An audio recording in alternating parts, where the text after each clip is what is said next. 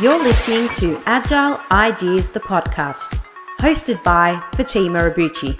For anyone listening out there not having a good day, please know there is help out there. Hi everyone, and welcome back to another episode of Agile Ideas. I'm Fatimah, CEO at AMO, Mental Health Ambassador, and your host. On today's episode, we have Eva Pareja. So Eva is a dedicated and devoted communicator who landed in project management to convey ideas in a more plausible and measurable way. Eva is an integrated project manager and currently based in Chicago. She's responsible for leading and executing cross-functional projects for various clients in the multicultural market. She's known as a multifaceted and versatile, and also for driving momentum. She's almost 30 years of experience in media, communications, advertising, and project management. Eva blends rigorous project management methodologies with strong communication skills to deliver high quality, measurable outcomes. She was originally born in Spain, where she started her radio and TV career at the age of 20, and then decided to follow her desire and seize a personal and professional opportunity as a move to the US, where she started her career in Chicago as a project coordinator. Eva also holds a Bachelor in Journalism from Complutense University in Madrid, and she's also a certified project management professional. So please welcome Eva to the show. Eva, welcome to the show. Thank you, Fatimah. How are you today? I am much better than I was a couple of weeks ago. There's a lot of bugs going around, so I'm glad to be feeling better this week. But thank you for joining me from Chicago. Is that right? That's correct. Amazing. I love it. Love this global presence of having all these exceptional project people all over the world that we get to speak to. And it's fascinating because your background, as I was just introducing you, is very diverse in the sense that you started in journalism. Is that correct? That is correct. I mean, that's actually my background, my original career. So you can call me an accidental PM if you want to, because yes, journalism was, I did that for 15 years as a radio and TV reporter. I was going to say, it's interesting because most of the people that are in project management are accidental. Like most of us don't even know what project management is, like many of my guests, and we don't actually know what that terminology means. And then to go into it, it actually usually does happen by accident. So that's fascinating. But tell me, so you started in journalism, you started in your career in media. How did you either make the decision to switch or fall into project management from that space? Talk to us a little bit about that. Yeah, well, I mean, as you can imagine, I didn't plan to move into project management. I kind of, it happened. But I can tell you, though, that the pivot between one or the other, I don't think it was, as dramatic as it sounds.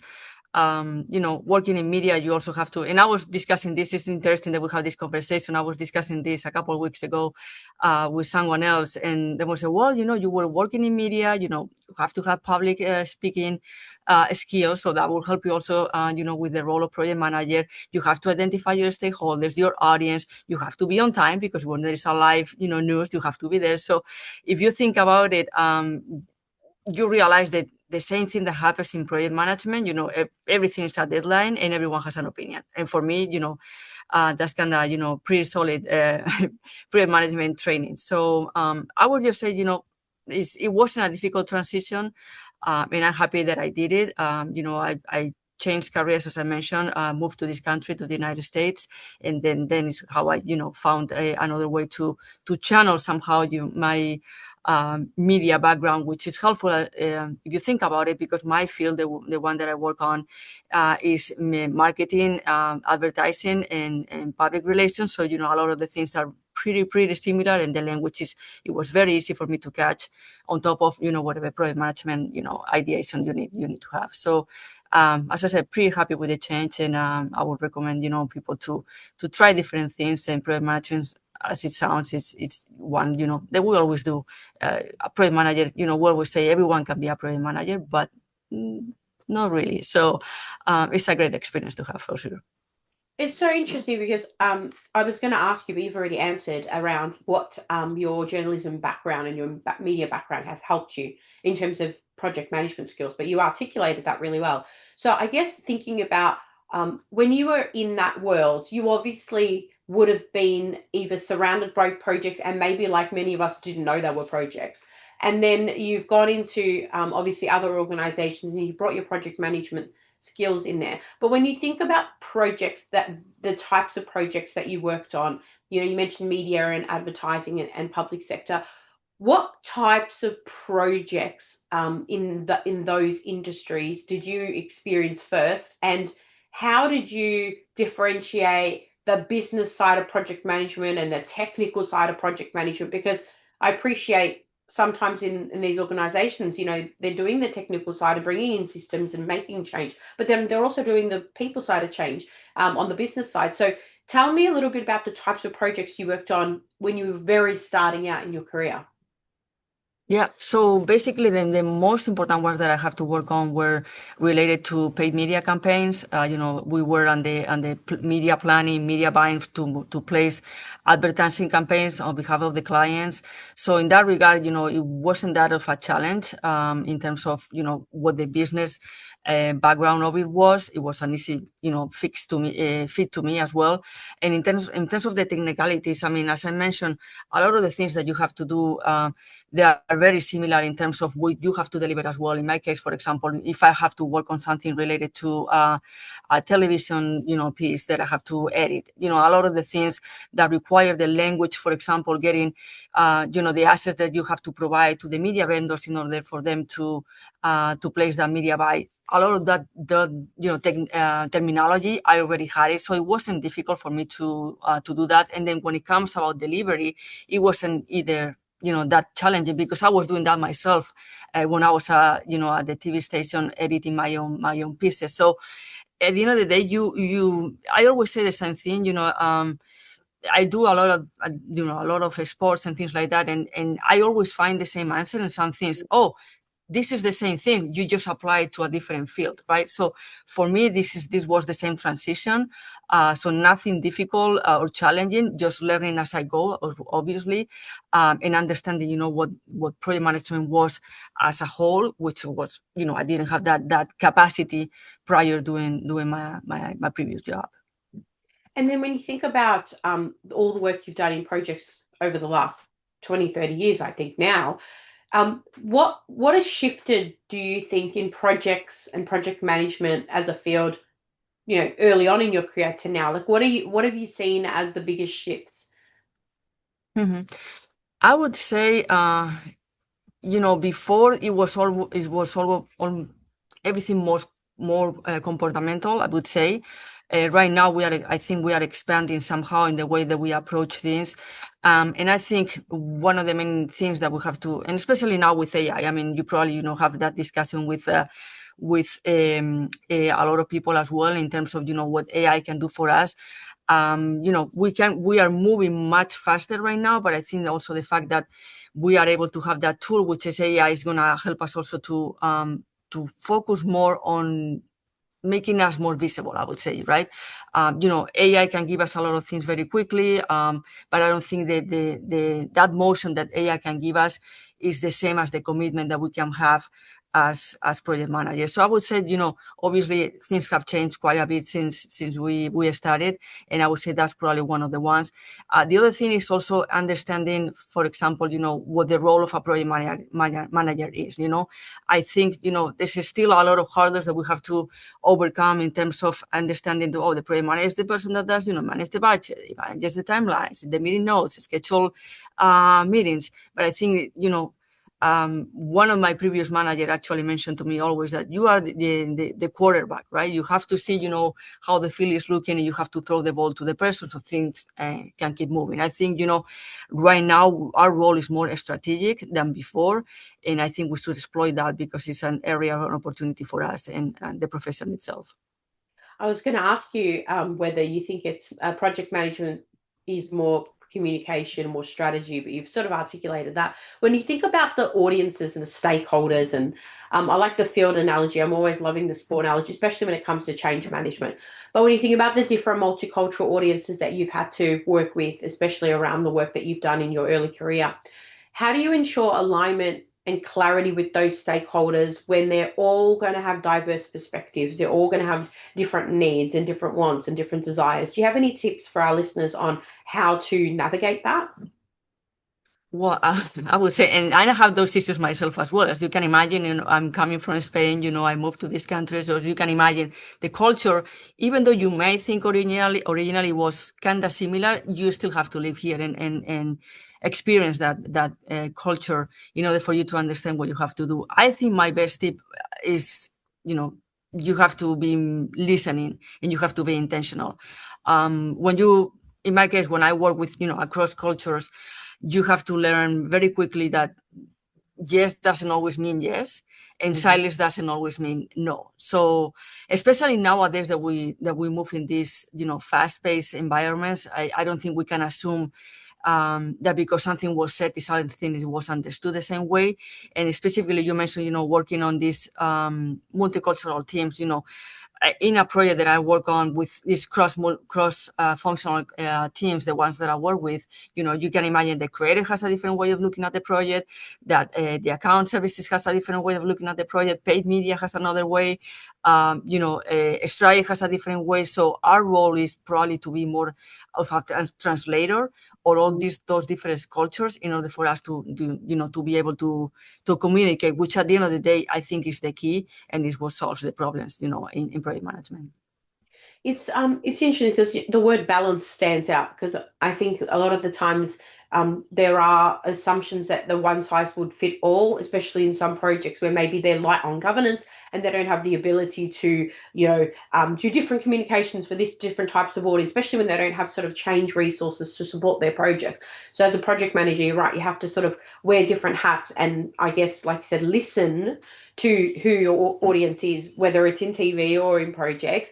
When you think about, again, as you sort of started climbing the corporate ladder and you gained more experience, what were the stepping stones you took to learn more project management? Did you just go down a path of practically learning through the projects? Did you decide to do any training? Did you supplement your degree with any project management skills specifically? Tell us a little bit about how did you increase your knowledge and skills in addition to working in projects day to day? Yeah, I mean, mostly for me, it always counts with the experience. The more you do the job, the more you are going to be getting familiar with it. But at the same time, and I was doing it, and probably I wasn't aware that I was doing it. That's the way that I usually learn. I sign up with any podcast, with any newsletters and things like that. And then at some point, obviously, I thought it was time for me to get certified, PMI certified, which PMP, which I did. And I think was the stepping point for me. It actually makes a difference to get that certification done, and it helped me, drive somehow things in a different way that I was doing before. Because again, you are back up somehow for something that is, truthfully, something that you need to have in order for you to have this to work on this profession. So obviously, you can get the experience, but you also need to have something that is backing you up. And again, listening to webinars, participating in everything is something, for me, it happens every single day. It's not something that I just did once and then I did, I got certified and I don't do anything else. Every single day, I always find time to listen to different podcasts, to attend webinars. And even if I can attend, I can listen to the recording, to read. So every day is an opportunity that I don't want to miss, because, as you know, this profession is evolving so fast that you have to be on top of it in order for you to catch up with everything you're doing, and obviously to implement the new updates that are coming to the profession. And, the PMI, PMP is not an easy certification to get, because unlike sort of the CAPM, the sort of entry-level certification in project management, the PMP is much more based on practice, like in terms of you would have to have some of the experience that you've had to be able to do that, because you wouldn't be able to make judgments on the scenarios that you're in. And I mean, I'm sure it's changed since I last looked at it, but it is very challenging. So the fact that some of us are going out and securing that, I think does definitely help, because like you said, it plugs gaps in the thinking, because these types of certifications, especially these ones that are so well known, are co-designed by people that like you and me who've been in the industry for so long, and they can really use practical examples of their experience to inject in it. So I think it's a good recommendation for anyone listening to consider those reputable certifications. In terms of one of the other things that I believe that you are a part of, so we co-founded the PMO Leader, which you may or may not know, and I believe you are or were a mentee in that program. Is that right? Yes, for the second year in a row. Yeah, that's correct. Okay, beautiful. So I want to ask two questions. So one, what did you benefit from the first year as a mentee to join for the second year? And what are you hoping to get out of the program this year? I would say the first year was for me like, when you go to a new school and you have to learn everything, I had some experience in PMO, but I wanted to get more experience. So the first time for me was, okay, how does this work actually? I have to look at the instructions, how a PMO works. And, having a mentor that was actually walking me through, the needs, how can I accomplish things in that regard? I think it put me in a position where I actually wanted to learn much more about it, and that's what it took me to the second part. No, the first part was kind of to get the theory about what the PMO was, even though as I mentioned, in the company that I'm working still we started building the PMO, but then the second year, which is the one that I'm going now, is actually being more intentional about what can I actually bring the strategic thinking to the table, so I can actually make changes. They can facilitate that value delivery that I wanna bring. It's always for me. There's nothing that you can do. From a practicality standpoint, if there is not something that you can measure against, right? So for me, always delivering value is a key, and I think the PMO is that value, that we have to be aware of, and that's where I'm going towards. I understanding how I can position the role in a way that the whatever the workplace is can benefit from all the learnings and all the strategic thinking that the PMO has. And do you think there was anything that from the first year surprised you in terms of, because a lot of the time people who don't have experience in PMOs, or organizations who are smaller typically don't have them, or even bigger organizations that don't understand the value, and that's changing, which is really positive because some of the work that the PMO leader is doing in other organizations, like PMO Global Alliance and others. But was there anything that surprised you that when you were in that program the first year that you learnt about PMOs in general, that you're like, oh, I didn't know that, or anything that you think would be interesting for the audience who maybe also don't understand what the project management office landscape looks like? Mm-hmm. Well, that's a good question, actually. I would say that I cannot manage everything. One of the things that my mentor mentioned was you can only make suggestions, in terms of how to manage the projects, because that's basically what the PMO might do, even though the PMO is going to be reporting about everything that is happening across the projects. But that actually struck me somehow, because suggesting, I think, but if with the suggestion, how can you actually make the impact, into the projects, into the organization itself? So I would say that for me was something that it's not that I'm working on just suggesting ideas, but I'm working on, looking at, if you have, like a piece, well, how do you look from here, from here, from here, from here, so you can actually find answers. And even if the answer that comes up with, is not the answer that you were looking for, you still go for it, right? And I think that's the key. And as a PMO leader, and I'm not saying that I'm still in that position, but I'm saying I want to become someone that can actually have something to say in that regard. I think that's an important realization, in terms of understanding every single point within the organization, and how, the PMO can actually leverage a lot of power, I would say, in order to make the organization better. It's a very good observation, and I think one of the things that is really positive is, as you said, you're wanting to move into that PMO space. I really find having that experience in projects is actually makes the PMO role easier, because you can then empathize with your project management peers, especially when you need to corral them together to actually drive outcomes.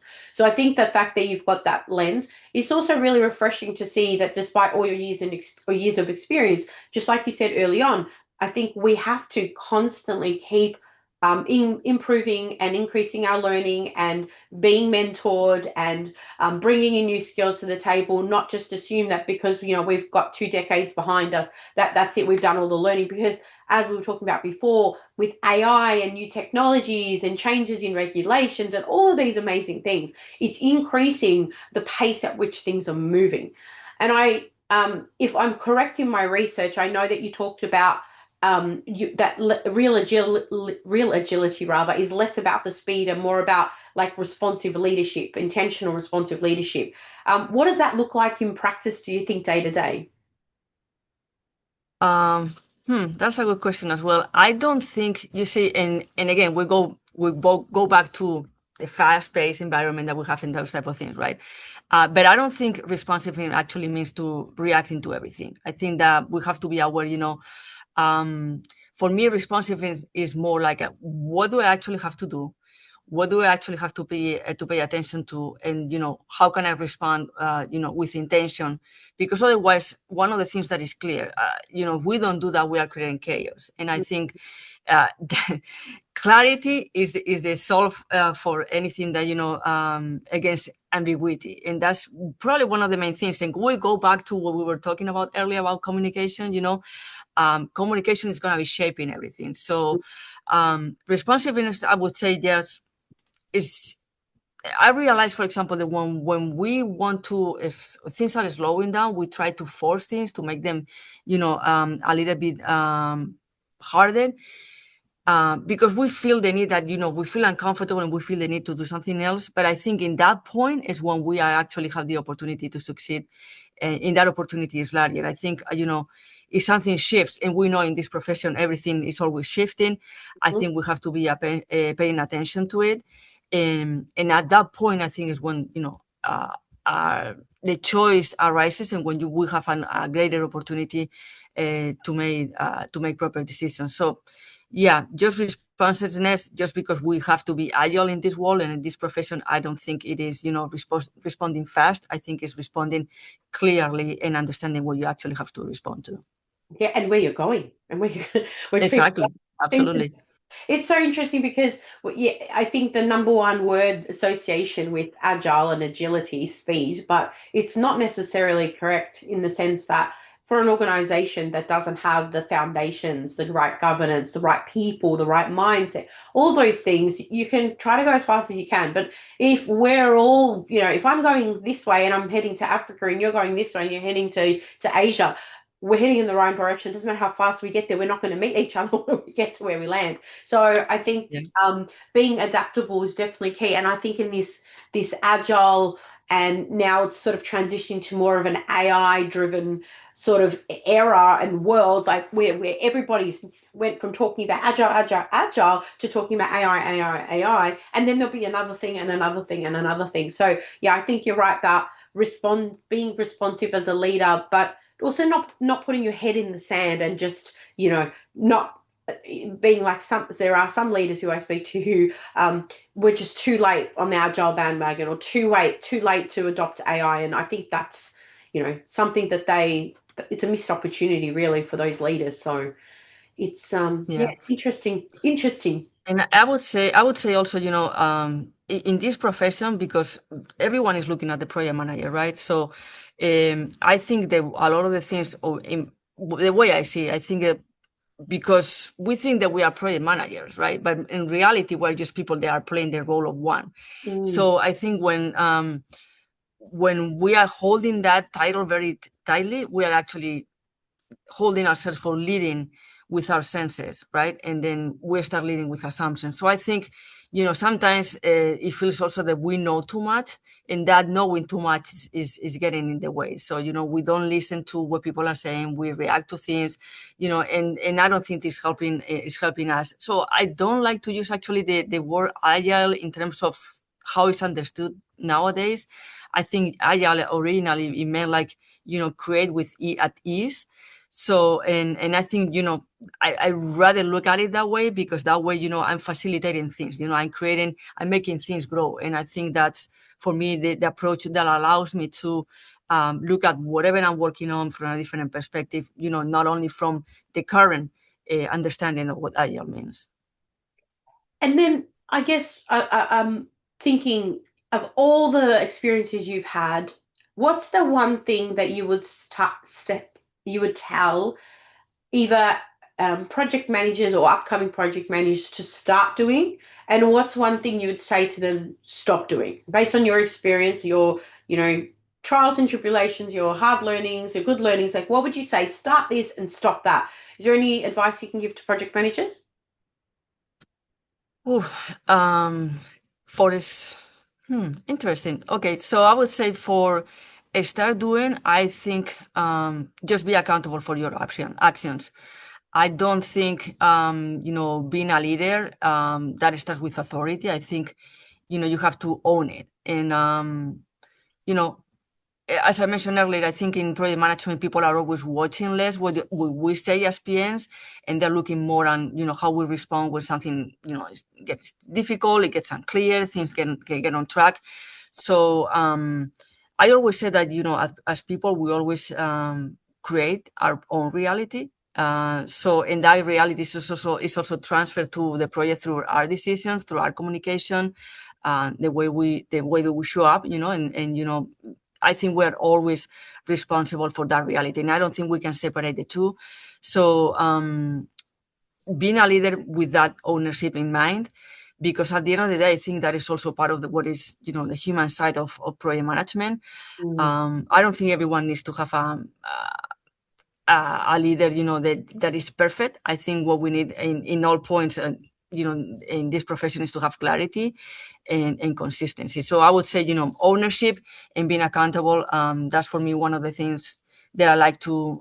I would start doing, and I wouldn't stop practicing if you put it that way.